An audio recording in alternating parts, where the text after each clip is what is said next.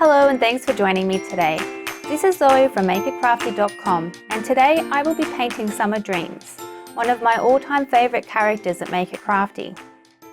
This video is an odd one for me as I filmed it about 6 months ago with the intention to share my experience on learning to watercolour.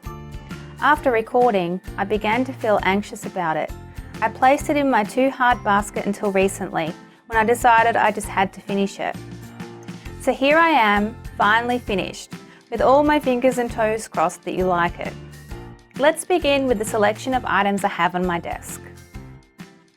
As a beginner, I decided to get a cheap set of paints and heard the Koi Field set is a reasonable one to begin with. I also have a set of Inktense pencils and the pigment is quite rich and vibrant, allowing you to draw directly onto the paper or pick up the colour from the pencil with a wet brush. Since I'm still not the best with mixing colours, I'm going to fall back on the distress markers for my skin tones. When it comes to watercolouring, you can mix and match any watercolour mediums you have on hand. I spoke to a lady at the art store to help me choose my first set of brushes. She suggested I start with a synthetic brush and select a few different sizes and shapes to get started. I began with some small round brushes for details and flat brushes for backgrounds. To help stop the paper from warping when it gets wet, it is a good idea to have a sturdy board that you can tape your workpiece on. You could tape it to your workbench, however it would restrain you from moving the workpiece around as you paint. Which ink to use when stamping? I have found the best inks are oil-based, and once they are set, they typically don't bleed when you add water. One of my favourites is Versafine. One of the best tips I've come across is to have 2 water bowls. One for cleaning your paintbrush and the other for picking up clean water. I also have a few sheets of paper towel that I use constantly to wipe off excess ink and water. As for the mixing palette, I learned that a flat panel is used for watercolour and the palettes that are circular like this one are traditionally used for oil paints. The flat surface allows you to easily mix your colours, and I've noticed many artists allow their palettes to dry and they simply reactivate them with some water. You may notice in other videos that some people use an acrylic block or stamp their distress ink pad directly onto their craft mat. I found if I use an acrylic block, it is easier to see the colour if I place it on something white. When it comes to paper, there are many options. Personally, I have chosen to use a smooth paper so that I can get a good impression when I stamp my images. The main options are smooth, medium and rough, which refers to the texture you will feel on the surface of the paper. The paper also comes in different thicknesses, and generally speaking, the thicker the paper, the more water it can accept. The paper I'm using today is a smooth texture at 300 GSM thickness by Arches. I use a low-tack painter's tape to secure the paper to the board, and often I will cut my paper to the size of the card base and then carefully place the tape around the edge. This is great when I colour the whole background, as when I pull the tape back, I am left with a nice clean border and don't have to do any matting.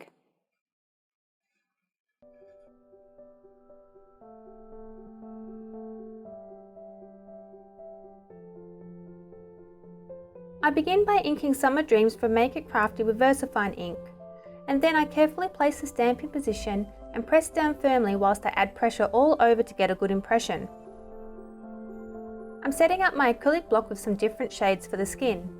My main colour is Tattered Rose, but I also create 2 other shades using a mix of Tattered Rose and Worn Lipstick, and Tattered Rose with tea dye for my darker areas. Then I mix these with some clean water before starting. Using a size 3 brush, I take some clean water and wet the paper inside her arm. This will help keep my first layer light and stop the ink bleeding outside the wet area if I accidentally add too much ink. I pick up a small amount of Tattered Rose, and when I apply it to the paper, I realise that my brush is too wet, so I wipe it off before continuing to colour the arm. I repeat this process on all of her limbs, being sure to apply the ink at the darkest point and then using the water to spread the ink towards the highlight. I've found that distress inks typically dry darker, so I need to be light-handed and allow it to dry before I add more layers of colour, just in case it's too dark already.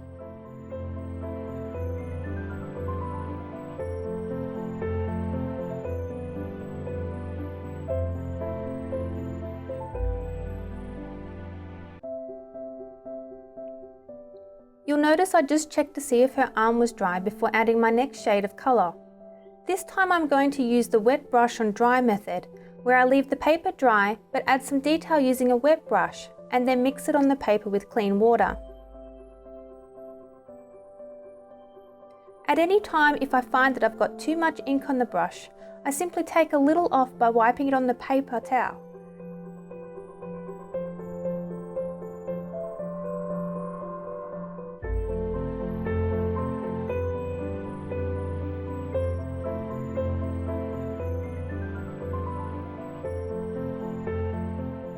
You'll notice I've left the back leg white and moved to her face. This is because the front leg is still wet, and if I added water to her back leg at this stage, the ink would bleed.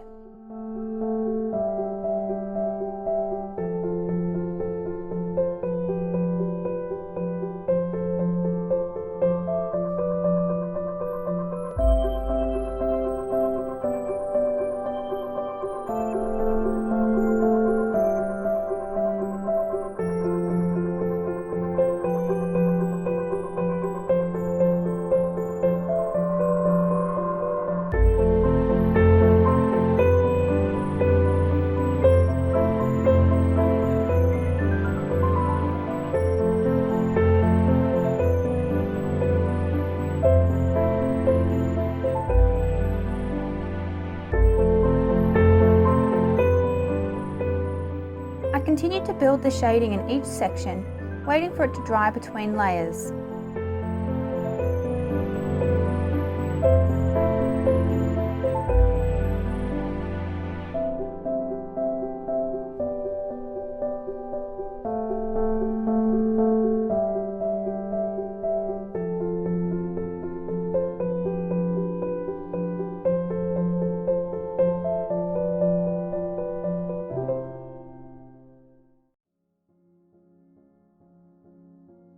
I'm going to begin painting her dress, and I've decided to use magenta as my main colour with golden highlights. I have wet my brush and I'm picking up those colours and bringing them across to my mixing palette. Ideally, when mixing colours, you want to try and bring enough over to colour the size of the area you are working on. It's hard to mix the same colours again at a later date.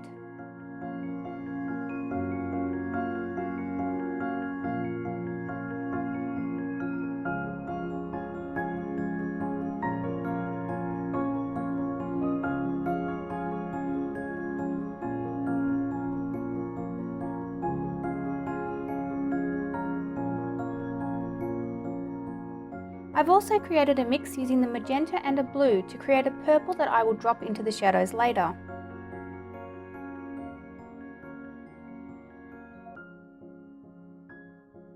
Once I feel I have enough paint to get started, I clean off my brush and pick up some fresh clean water to begin colouring the dress. I'm starting with the wet on wet technique so that when I drop the colours in, they will mix together organically. However, I did find that I'd added too much water and ended up working the colours a little too much. But I'm still a beginner figuring these things out, so I learned to reduce the amount of water on the next section.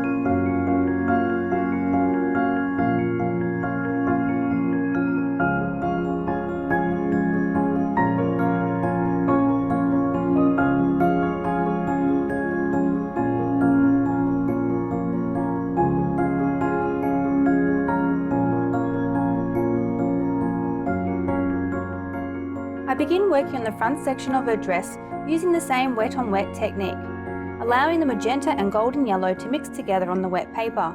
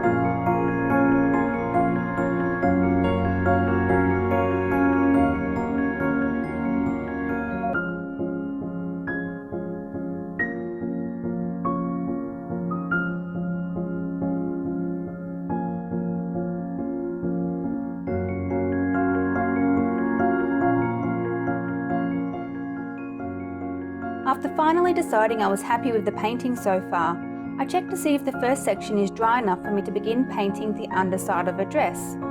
Then I continue to repeat the same process.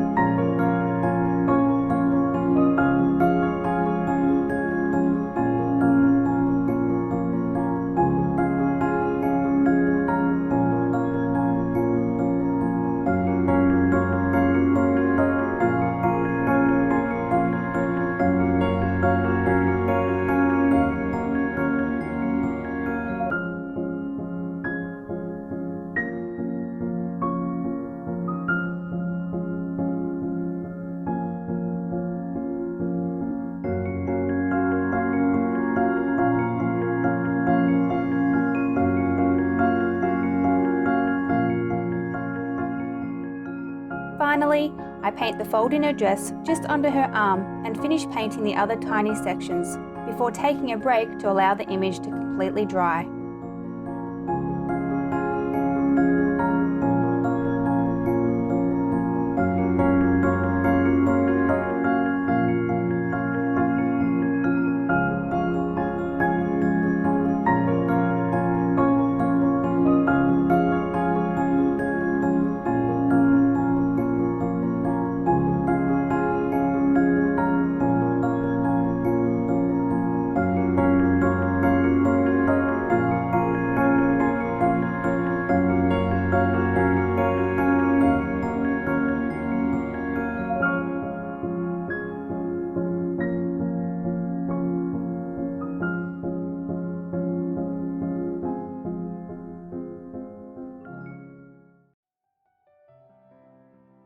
Now that the first layer of the paint is dry, I'm going to begin working on adding depth using the purple mix that I created earlier.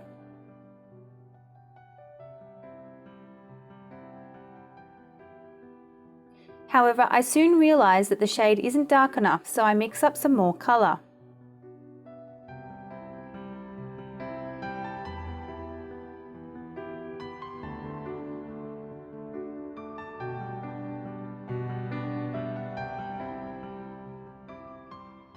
Using the wet on dry technique, I apply the purple to the areas that will be the darkest.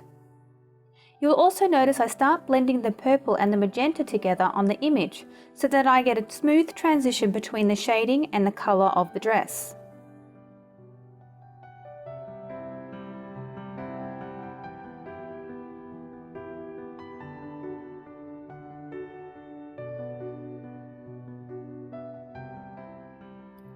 Sometimes I pick up too much paint, and when I apply it to the picture it creates a big blob. I quickly realise I need to remove some, so I wipe off the excess paint onto the paper towel, drying out the brush, and then using the dry brush I can soak up the big blob before it creates a mess. The colour I've created for the shading is still not dark enough, so I create another mix with a little more blue to try and gain more depth.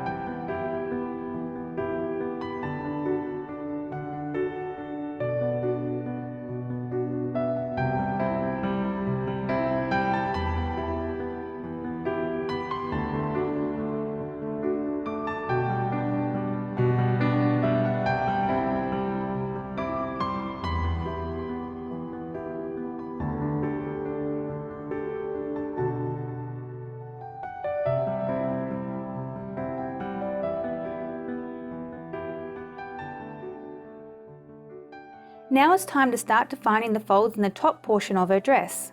I begin adding some purple to the areas that I feel receive less light, and then I carefully remove excess colour using the dry brush technique I mentioned earlier. Sometimes I will mix the purple with the main dress colour magenta for a smoother transition.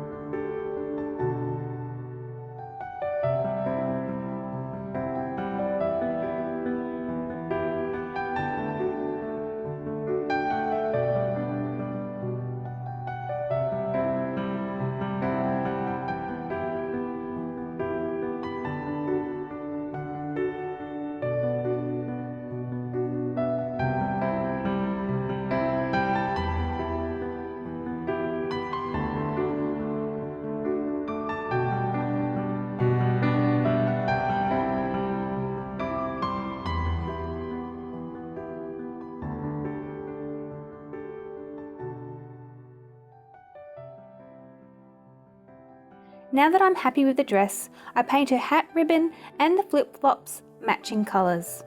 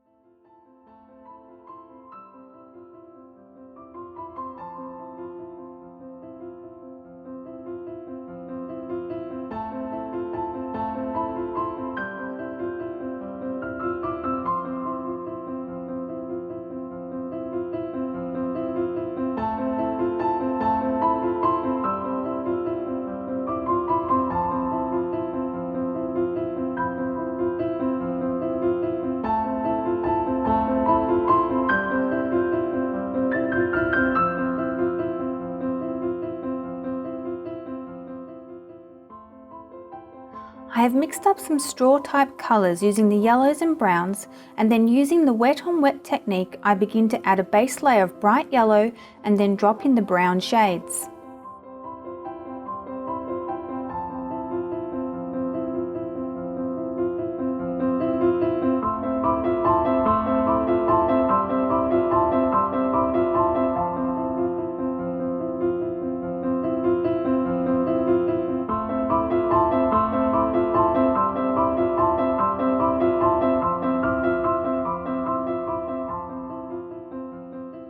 I want the hat to look organic, so I don't try and blend the colours perfectly and allow the paint to mix together without fussing too much.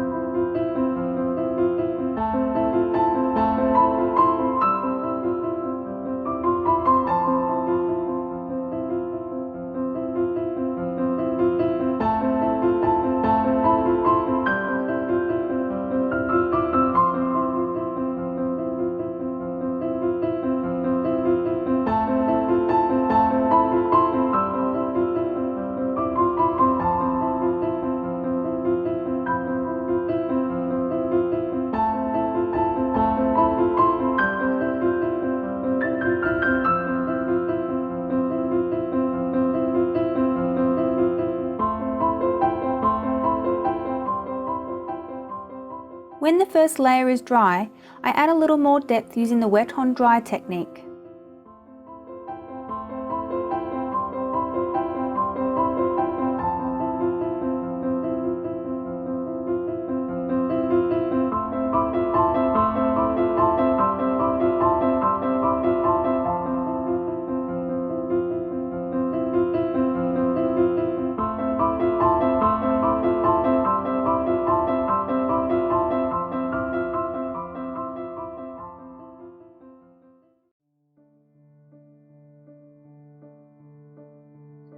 I'm going to leave the hat fully dry and move on to her hair. I begin by mixing some warmer shades of brown together.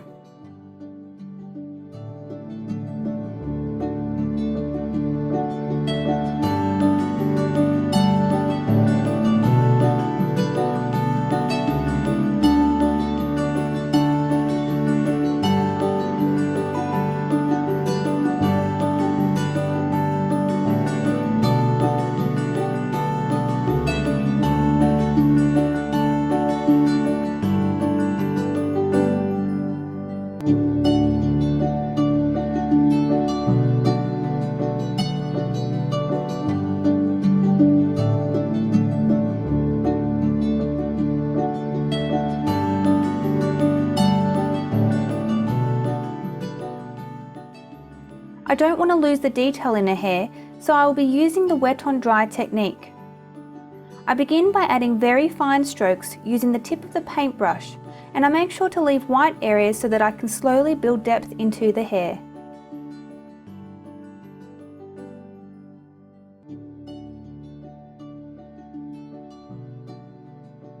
When comparing to Copic markers, I find using a small brush in this way, I have much more control over the fine detail of each stroke.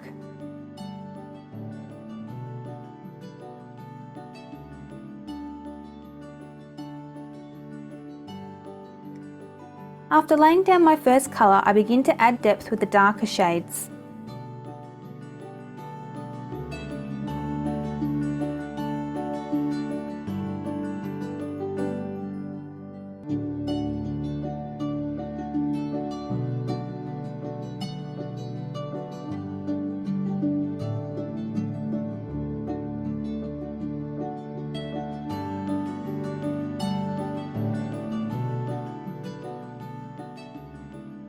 Then I add the lighter shade to help me visualise the areas that need to be darker.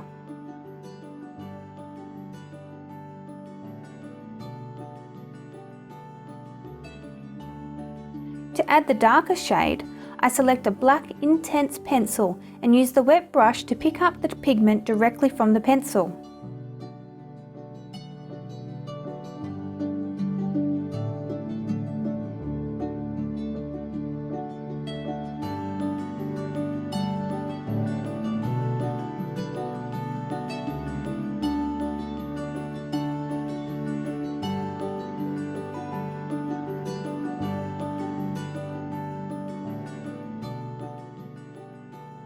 I softened the black shading with the medium and light shades to blend it all smoothly together. Then I continued to paint the remainder of the hair using the same techniques.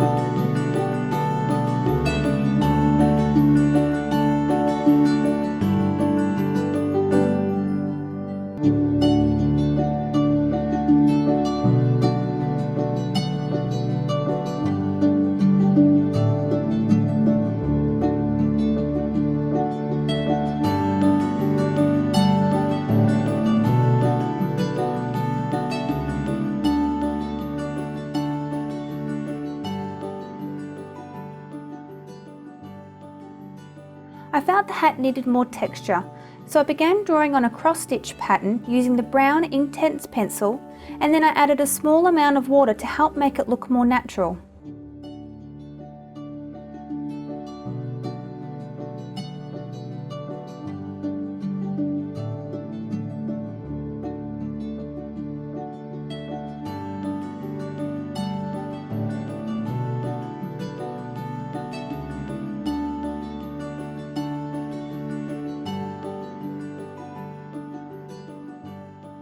Finally, I added more depth to her dress with a black Inktense pencil and softened it with a little water.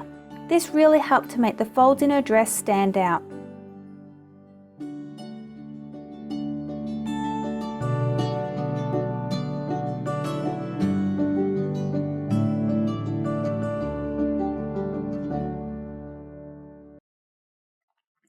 Well, that's the end of me learning to paint.